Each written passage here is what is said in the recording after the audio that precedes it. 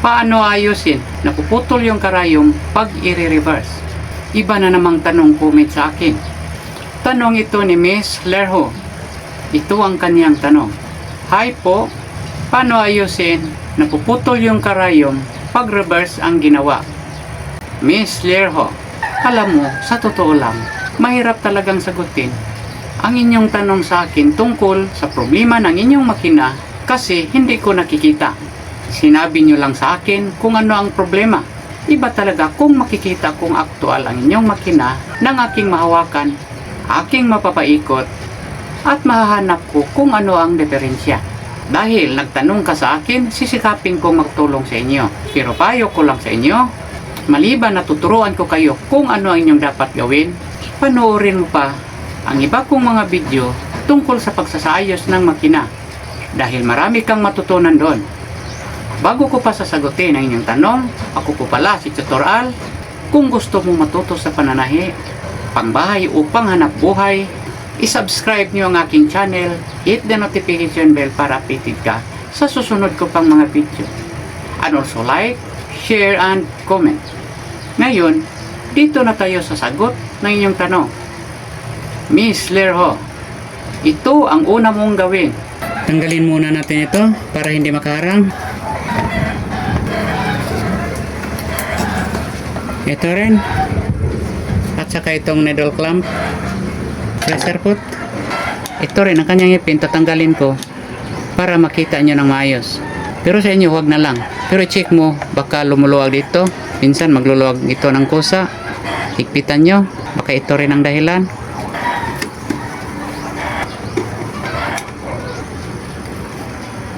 Ito ang shuttle case, kitang-kita na. Tatanggalin natin ito.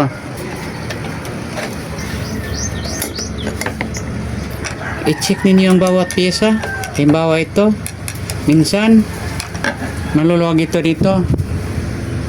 Minsan natatanggal ito ng kusa. Ganito. Kung matatanggal lang dalawa, malalaglag ito. Pero kung isa lang, hindi. Minsan ito rin ang dahilan. Bakit mapuputol ang karayom? Tanggalin natin. Ito, linisan nyo ng maigi. Punasan nyo sa mga likabok.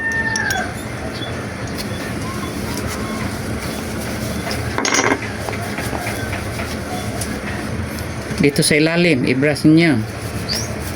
I-check ninyo sa ilalim. Silip-silipin nyo kung wala bang tornilyo nagluluwag o kahit ano pang pisa na nagluluwag sa ilalim. Itong sinabi ko kanina, minsan magluluwag ito. Kung maluluwag ito, higpitan niya dito. Ito, merong tornilyo dito, higpitan niyo. Kung sakali nagluluwag.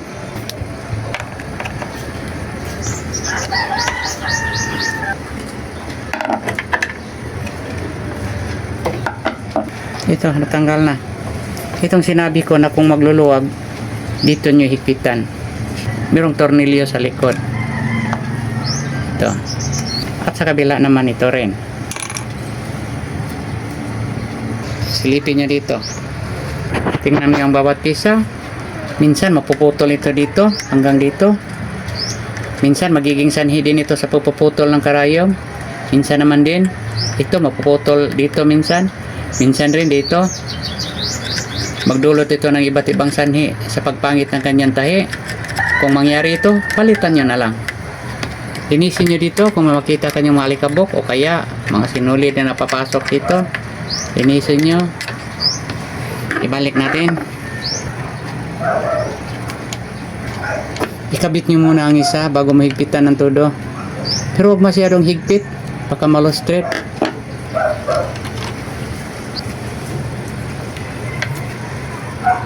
Huwag kayong matakot na tanggalin ang mga pyesa ng inyong makina kasi importante yun na malaman ninyo para may makita kayo kung minsan may nasira sa ilalim.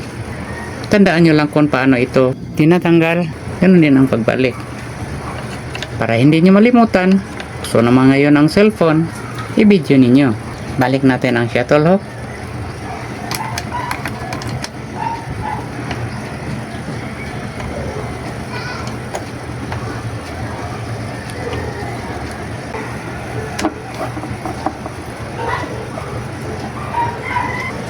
Ito na, nalinisan na natin at naibalik na natin ang shuttle case. Pati rin ang shuttle hook. Ayun ang bobbin case na naman.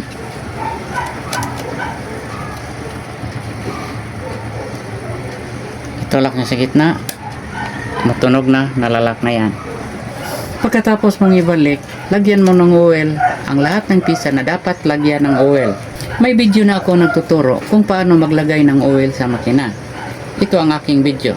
Panoorin mo yun.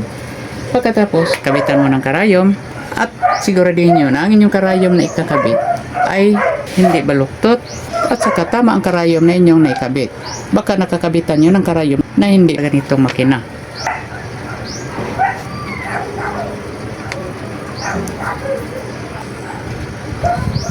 Ito, may karayom na. Tanggalin ko muna ito para makita ninyo ang shuttle hook sa ilalim para hindi marangan, pero sa inyo huwag na lang. Masisilip naman nyo ito dito.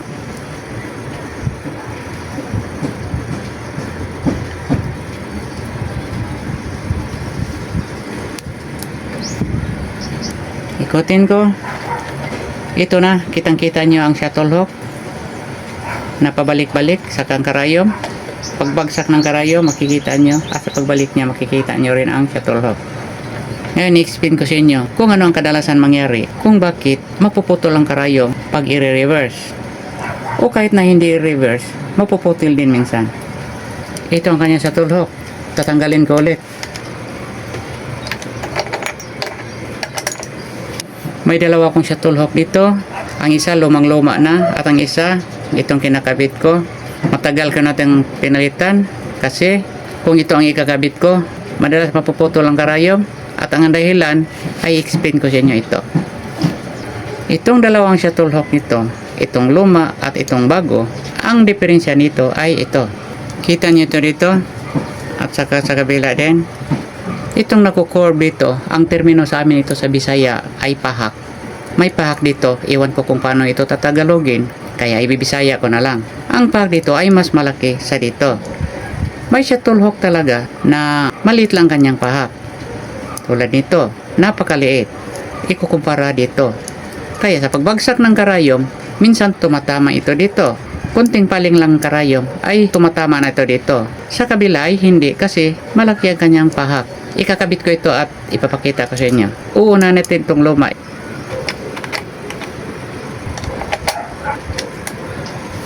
Ito ang luma na shuttle hook. Ito ang kanyang pahak dito. Napakaliit. Pagbagsak ng karayom, kung ikutin natin, halimbawa ito, ulitin natin ito. Pagbagsak nito, kunting pagpaling ng karayom dito, patungo dito, ay tumatama ito dito sa shuttle hook. Kaya mapuputol. Kaya ang ginagawa ko, ay pinapalitan ko itong shuttle hook nang may malaking pahak dito. Mamaya ikakabit natin ito at tingnan nyo kung ano ang diferensya. At saka, ang hinala ko sa inyong makina, kung hindi tama ang pagkabit na inyong karayom, hindi ito nasasaga dito. Tignan nyo, ito ang dulo ng karayom. May stopper ito, itong tornilyo nito. Itong tornilyo nito ay tumatagos ito patungo dito. At ang dulo ng karayom ito. Ito ang kanyang stopper. Isasagad mo dito. Kung hindi nyo nasasagad, hanggang dito lang, halimbawa, ibababa natin. Baka hindi nyo malayang gano'n ang nangyayari sa inyong makina. Napapababa ang kanyang karayom at saka napapaaga ang kanyang pagbagsak. Pagbagsak niya dito siya tumatama na hindi pa dumarating sa kanyang pahak. Kung ganito ang mangyari, napababa siya dahil ang karayom ay hindi napapasagad, ang karayom hindi napapataas, hindi nasasagad pagkabit, o kaya baka ito needle bar ang napababa. Kung gano'n nangyari, nangailangan din na to na ibahin ang kanyang timing. Mamaya na lang yan. I-explain ko rin sa inyo yon. Halimbawa lang yon kung napapababa ang kanyang karayom. Kung hindi napapababa pero mahaba ang kanyang karayom, ganon pa rin. Kung mali ang karayom na inyong naikabit, o kaya baka baluktot ay inyong karayom, baka bumabaluktot ng konti patungo dito. Pagbagsak niya ay tumatama ito dito, kaya mapuputol. Iba talaga ang galaw ng tela kung i-reverse ninyo. Iba ang galaw ng kanyang ngipin. Kaya minsan, kung hindi siya mapuputol, kung hindi reverse, pag reverse niya, mapuputol na.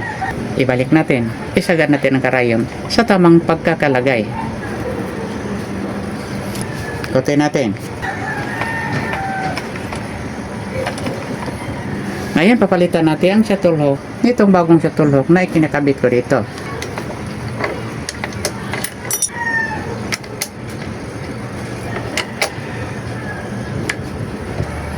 Tingnan nyo, napakalayo. Pagbagsak ng karayom, malayong malayo ito dito sa kaniyang shuttle hook. Kaya kung pumapaling ng konti, hindi pa rin ito maabot ito, hindi ito mapuputol. Hindi naman mawayasan dahil sa kapal ng ating tinatahi, ang karayom minsan mo pumapaling ng konti. Kung malaki ang kanyang pahak, kahit pumapaling, ay hindi pa rin ito matatamaan. Kita nyo kung gaano kalaki ang diferensya. Itong isang shuttle hook na maliit lang ang kanyang pahak at itong shuttle hook na may malaking pahak. At itong hinala ko ng inyong makina. Subukan nyo lang, panoorin mo lang, palagi ang iba kong mga video, may matutunan ka pa doon. Kaya ang dapat mo gawin sa inyong makina ay katulad ng itinuturo ko sa inyo, tanggalin nyo sa ilalim, tanggalin mo pa isa't isa, at tingnan mo pa isa't isa ang pyesa sa ilalim kung wala bang nagluluwag. At linisin nyo ng mabuti, lagyan mo ng oil ang lahat na dapat lagyan. Mas mabuti na palitan nyo ito ng bobbin case at shuttle hook. Palitan nyo na lang ng bago. Yan ang kadalasang dahilan sa pangit na tahi, itong bobbin case at itong shuttle hook. Kaya kung may problema ang inyong makina sa pagtatahi, ang kadalasang palitan ay itong dalawa. Kaya suggest ko sa inyo, palitan nyo na lang bago. Hindi naman ito mahal. Mura lamang ito. Ibalik ko muna ito.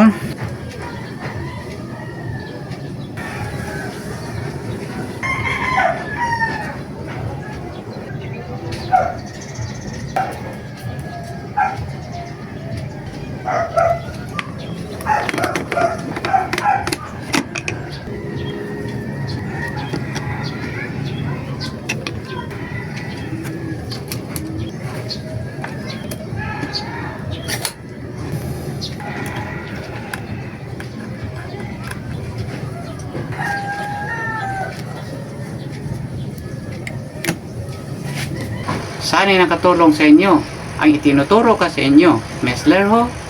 Kung may tanong pa kayo, i-comment mo lang. Handa pa rin akong tutulong sa inyo. Ako ang inyong tutor, Tutor Al, para sa basic sewing tutorial. Good luck, good health, God bless.